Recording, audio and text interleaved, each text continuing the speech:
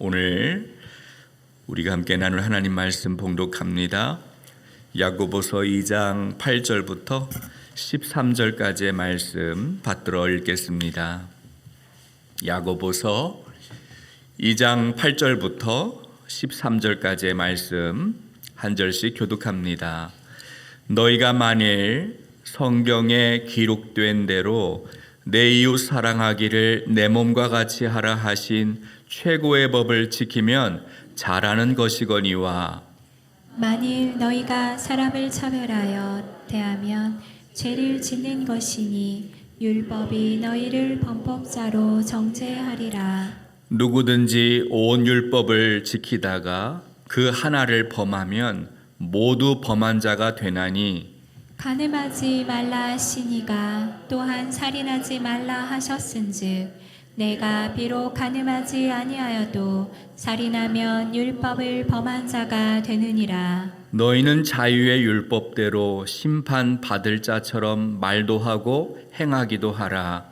긍휼을 행하지 아니하는 자에게는 긍휼 없는 심판이 있으리라. 긍휼은 심판을 이기고 자랑하느니라. 아멘.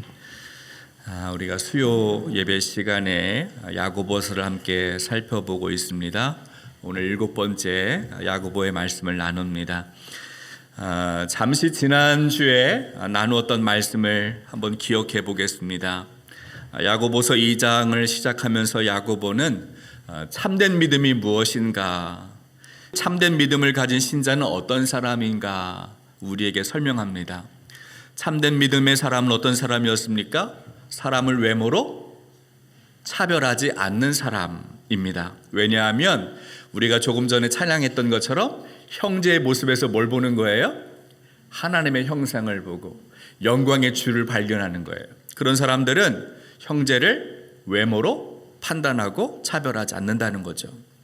반대로 사람을 외모로 판단하거나 차별하는 행위는 내가 예수님 잘 믿는다고 말은 하지만 사실은 그런 사람의 믿음은 진짜 참된 믿음은 아니라는 거예요. 여러분, 우리가 사람을 외모로 차별하지 말아야 하는 이유가 무엇이었습니까? 하나님이 우리를 차별하지 않으셨기 때문이라는 거죠. 하나님은 세상에서 가난한 자였던 우리, 아무것도 자랑할 것이 없었던 우리를 선택하시고 믿음의 부요한 자로 삼으셨어요. 하나님 나라를 상속하는 상속자로, 유업을 이을 하나님의 자녀로 인정해 주셨어요. 우리가 노력해서 얻은 것이 아니죠. 우리가 열심히 살았기 때문이 아니에요. 우리가 자랑할 만한 어떤 의의가 있기 때문에 아니에요. 하나님 은혜입니다. 하나님 선물이죠. 우리가 하나님의 이런 은혜를 받았고 하나님의 선물을 기억한다면 우리도 다른 사람을 외모로 차별하면 안 된다는 거예요. 이것이 바로 영광의 주 예수 그리스도를 믿는 참된 믿음이다라고 야고보는 말합니다. 야고보는 이렇게 차별하지 말아야 할 첫 번째 이유를 하나님의 관점에서 하나님이 우리를 어떻게 대해 주셨는가, 이것을 생각하면 다른 사람을 차별하지 않는다라고 이야기합니다. 오늘 본문에서는 이제 차별하면 안 되는 두 번째 이유를 설명하고 있어요. 오늘 본문을 보니까요, 야고보는 형제를 사랑하라고 하신 최고의 율법을 기억하라는 이야기를 합니다. 우리 본문 야고보서 2장 8절 9절 말씀 읽어보겠습니다. 8절과 9절 함께 읽습니다. 너희가 만일 성경에 기록된 대로 내 이웃 사랑하기를 내 몸과 같이 하라 하신 최고의 법을 지키면 잘하는 것이거니와, 만일 너희가 사람을 차별하여 대하면 죄를 짓는 것이니 율법이 너희를 범법자로 정죄하리라. 여기서 말하는, 야고보가 말하는 성경에 기록된 말씀, 여기서 말하는 성경이 어떤 성경일까요?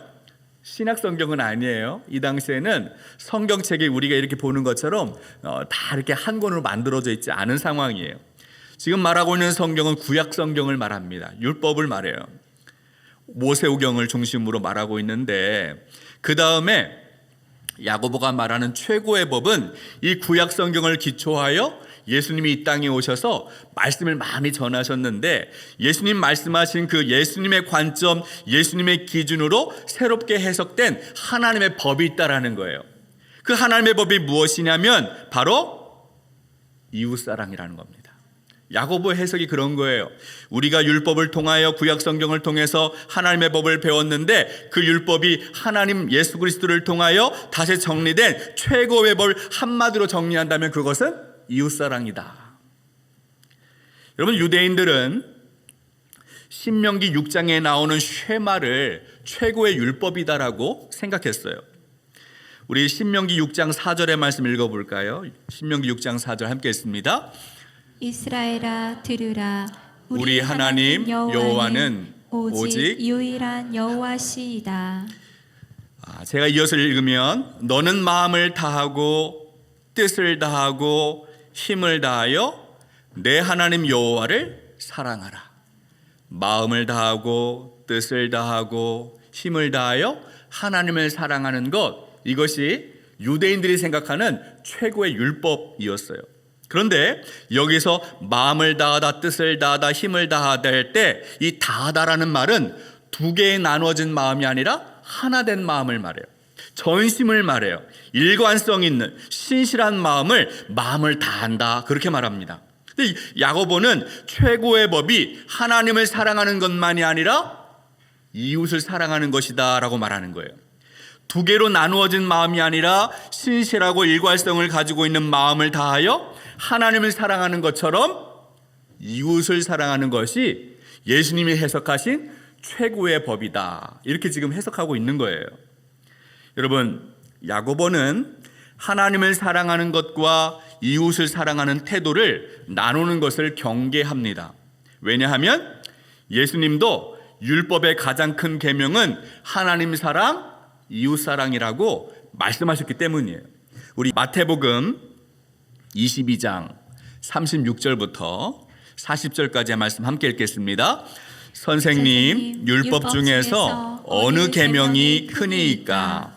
예수께서 이르시되 내 마음을 다하고 목숨을 다하고 뜻을 다하여 주 너의 하나님을 사랑하라 하셨으니 이것이 크고 첫째 되는 계명이요 둘째도 그와 같으니 내 이웃을 내 자신과 같이 사랑하라 하셨으니 이 두 계명이 온 율법과 선지자의 강령이니라.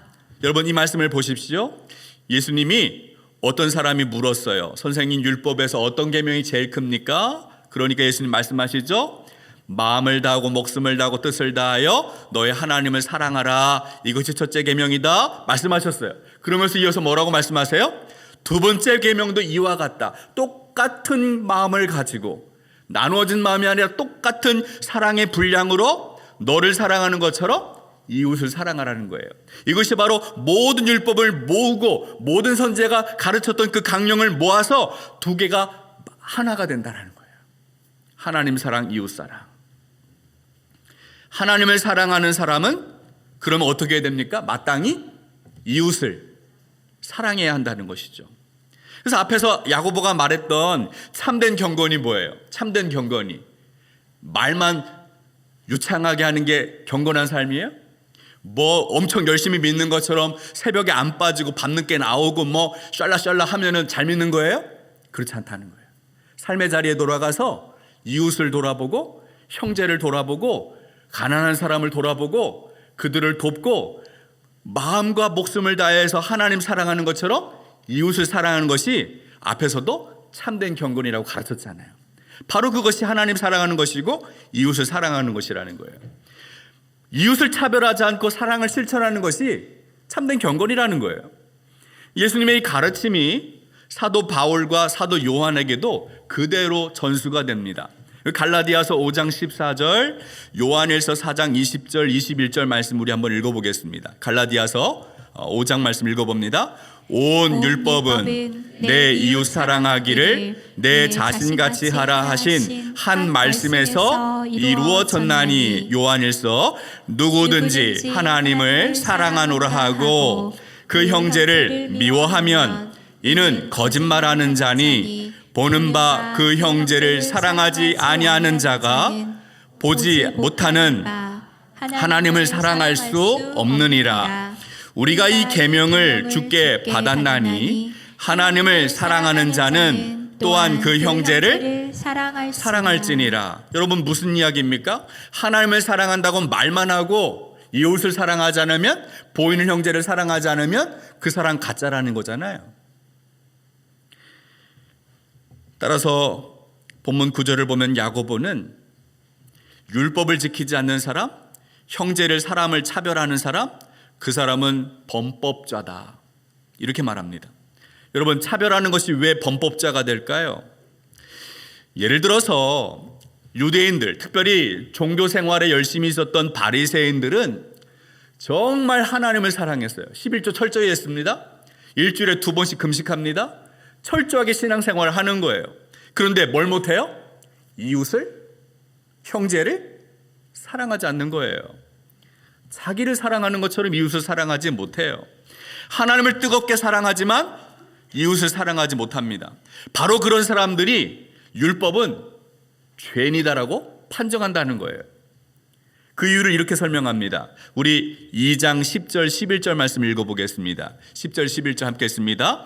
누구든지 온 율법을 지키다가 그 하나를 범하면 모두 범한 자가 되나니 간음하지 말라 하시니가 또한 살인하지 말라 하셨은즉 간음하지 아니하여도 살인하면 율법을 범한 자가 되느니라. 여러분 이 야고보의 설명에 따르면 이웃을 사랑하지 않는 것이 죄가 되는 이유, 범법자가 되는 이유가 두 가지인데, 하나는 하나님 말씀의 속성 때문이고 다른 하나는 그 율법을 주신 하나님의 속성 때문이에요. 제가 하나씩 설명해 보겠습니다.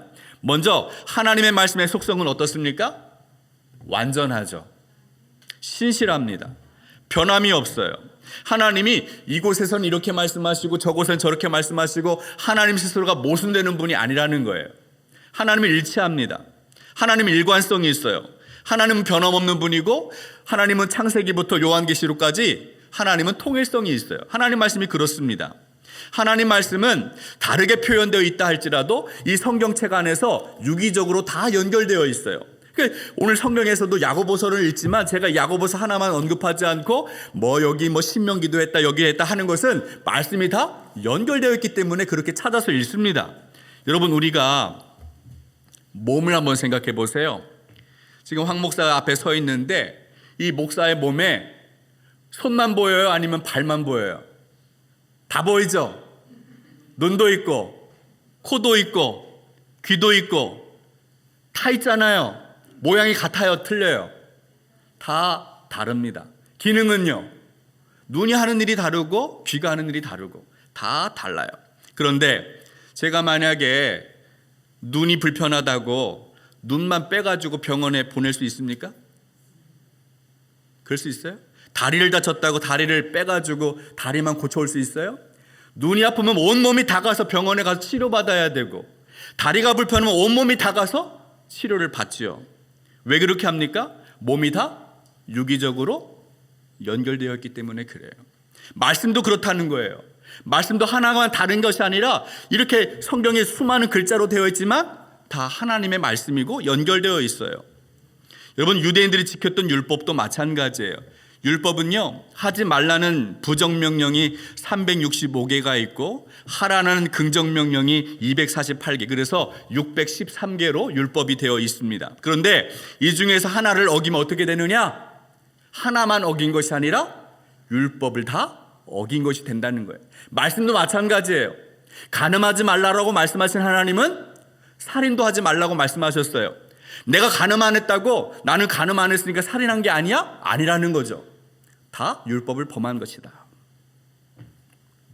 두 번째는 이 율법을 어기는 죄가 되는 이유는 율법을 주신 분이 하나님이신데 하나님은 일관성 있는 분이기 때문에 그래요. 하나님의 속성이 그렇습니다. 우리는 마음에 정함이 없어요. 의심도 많고 마음이 갈라질 때도 많고 어떤 날은 이렇게 생각하고 저런 날은 저렇게 생각하고 수시로 바뀌는 것이 우리의 마음이지만 하나님은 어제나 오늘이나 동일하신 분, 신실하신 분, 변함없는 분, 항상 같으신 분이에요. 그러므로 하나님이 그렇게 말씀하셨다면 하나님의 말씀은 같은 거거든요. 11절에 야고보가 두 가지의 율법을 예를 들어서 말씀하는 거예요. 간음하지 말라, 살인하지 말라. 이 두 가지가 다 하나님의 명령이라는 거예요. 두 가지가 다르지만 하나를 했다고 해서 하나를 지킨 것이 아니라 하나를 어기면 동시에 다른 것도 어긴 것이 되고 율법을 어긴 것이 된다. 이야기하고 있다라는 거죠. 여러분, 우리가 성경에서 좋아하는 말씀도 있고 싫어하는 말씀도 있을 수 있어요. 목사가 어떤 본문을 설교하면 좋을 때도 있지만 어떤 본문을 하면 불편하고, 왜 목사님 오늘 나를 이렇게 표적 설교하나? 왜 나를 공격하지? 마음이 불편할 수도 있고, 귀에 듣기 불편한 것도 있고, 귀에 유익한 말도 있지만 마음이 영적인 긴장감을 주는 말씀도 있어요. 그러나 여러분, 어떤 말씀이든 하나님이 내 마음에 평안함을 주실 때도 있지만 때로는 불편함이 있고 영적인 긴장감을 주고 때로는 가슴치고 통곡해 하는 뼈를 때리는 말씀이 나를 살리는 구원의 말씀이 될 수도 있어요. 하나님의 말씀은 다 동일하기 때문에 그래요. 그러면 우리가 차별하지 않는 대신에 그럼 어떻게 살아야 하는가? 야고보는 어떻게 살아가야 하는가도 제시합니다. 우리 12절 13절 말씀 읽어보겠습니다. 야고보서 2장 12절 13절 함께 읽겠습니다. 너희는 자유의 율법대로 심판받을 자처럼 말도 하고 행하기도 하라. 긍휼을 행하지 아니한 자에게는 긍휼 없는 심판이 있으리라. 긍휼은 심판을 이기고 자랑하느니라. 여기서 야고보는 우리가 이웃을 실천할 때 누리는 참된 자유의 복이 있다는 것을 설명합니다. 여러분, 말하고 행하기도 하라라는 표현은 현재 시절을 사용하고 있는데, 이 말은 우리가 주님 앞에 서는 그날까지 멈추지 않고 항상 현재처럼 그렇게 말하고 그렇게 행해야 한다라는 말이에요. 여러분, 우리 그리스도인뿐만 아니라 모든 사람은 예수 그리스도의 심판대 앞에 다 서게 될 거예요. 예수를 믿는 사람도 믿지 않는 사람도, 설교하는 목사도 설교를 듣는 성도도 누구나 예외 없이 그리스도의 심판 앞에 서게 될 것입니다. 고린도후서 5장 10절의 말씀 읽어보겠습니다. 5장 10절 함께 읽습니다. 이는 우리가 다 반드시 그리스도의 심판대 앞에 나타나게 되어 각각 선악간에 그 몸으로 행한 것을 따라 받으려 함이라. 바울이 무슨 이야기를 합니까? 우리는 다 그리스도의 심판대 앞에 반드시 나타나게 된다는 거예요. 서야 한다는 거예요. 그러면 그 심판대 앞에서 우리가 어떻게 하나님 앞에 서게 될 것인가? 여러분, 우리의 믿음은 순종을 통하여 행위로 나타나게 되어 있어요. 믿는다고 말은 하는데 하나님을 부정하는 사람도 있다는 거예요. 입술로는 부정하는 자가 있다고 말했잖아요. 믿으라고 말을 가르치는데, 믿으라고 말은 하는데, 앞에서 설교는 하는데 자신은 하나님을 믿지 않고 행위로는 하나님을 부정하는 목사도 있을 수 있다는 거예요. 따라서 예수님 믿으면 그 믿음의 행위는 어떻게 나타나야 된다고요? 순종을 통하여 믿음의 삶으로, 실천으로 나타나야 한다는 거예요. 검증이 돼야 된다는 거죠. 앞에서 이야기한 거로 하면. 그럼 두 가지 의문이 들 수 있어요. 그러면 우리가 예수 그리스도를 믿었는데, 그러면 예수님이 율법을 다 완성하셨는데 우리가 또다시 이 율법에 갇혀가지고 율법 아래 놓이는 것이냐? 이런 물음이 있을 수 있고, 두 번째는 우리가 그렇게 부족하고 연약한 사람인데 어떻게 우리가 이 율법을 다 지킬 수 있는가? 그러면 우리는 이 율법을 지키지 못하니까 또다시 정죄받고 하나님의 그리스도 앞에 심판대 앞에 설 때에 우리가 심판받을 수 없는 것 아니냐? 이렇게 물어볼 수 있어요. 이거에 대해서 오늘 야고보가 대답하고 있는 거예요. 첫 번째는 예수 그리스도가 완성하신 율법은 우리를 얽어매는, 우리를 구속하는, 찍어 누르는, 억지로 시키는 그런 율법이 아니라 자유하게 하는 율법이다, 이렇게 말합니다. 이게 바로 오늘 여기에서 뭐라고 표현했냐면 자유의 율법대로 심판받을 자처럼 말하라 할 때에 자유의 율법이 바로 이런 뜻이에요. 여러분, 우리가 어떻게 율법을 지킵니까? 우리의 힘으로, 우리의 능력으로, 우리의 어떤 열정으로 율법을 지킬 수 있어요? 그게 불가능하죠. 그걸 못해요. 우리 그럼 실패합니다. 예수 그리스도 밖에서 내 노력으로는 그게 불가능해요. 그럼 어떻게 됩니까? 예수 그리스도 안에서 우리 마음에 심어진 말씀, 우리 안에 살아계시는 하나님이 주신 성령의 선물, 이 성령이 우리 안에서 역사하도록 우리를 맡길 때 성령의 뜻에 순종함으로 성령이 우리의 삶을 이용해서 그 말씀이 자유롭게 이루어지게 한다는 거예요.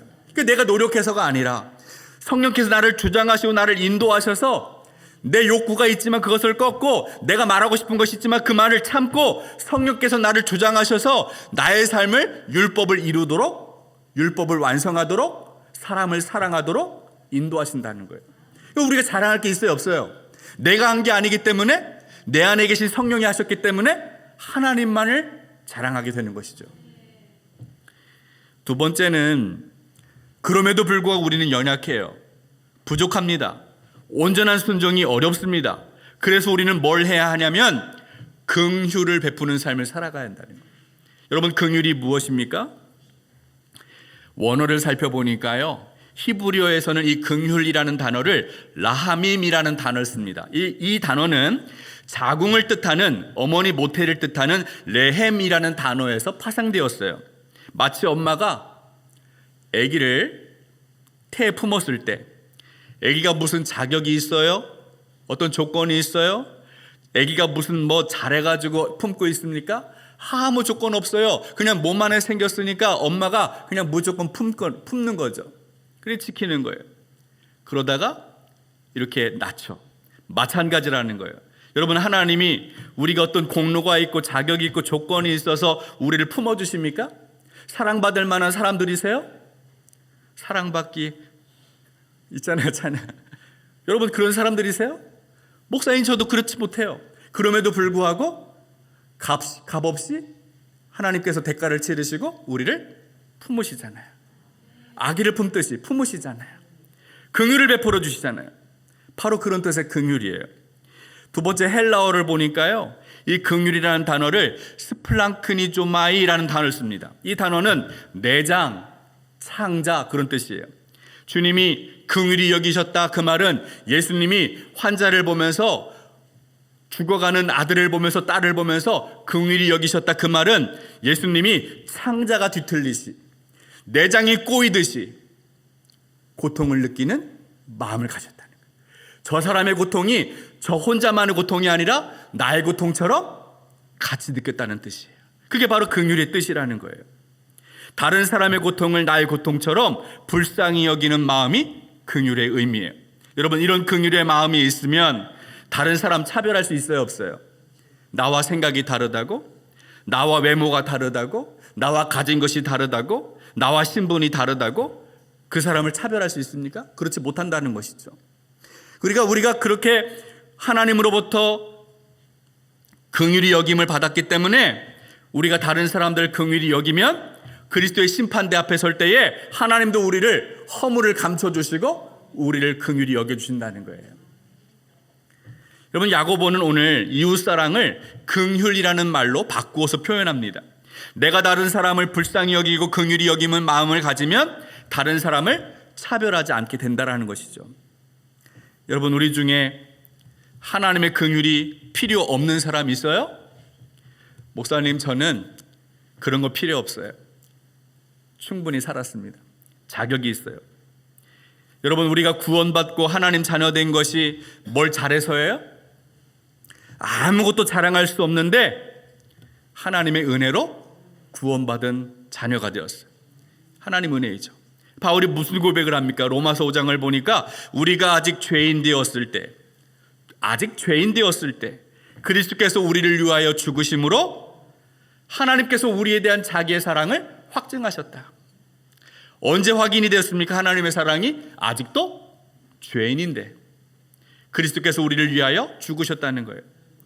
의인 될 만한 자격도 조건도 없는데, 사랑받을 만한 자격이 있어서가 아닌데 우리를 긍휼히 여겨주셔서 하나님 사랑을 받았고 하나님 우리를 차별하지 않으셨기 때문에 하나님 자녀가 되었다라는 거예요. 이것이 은혜예요.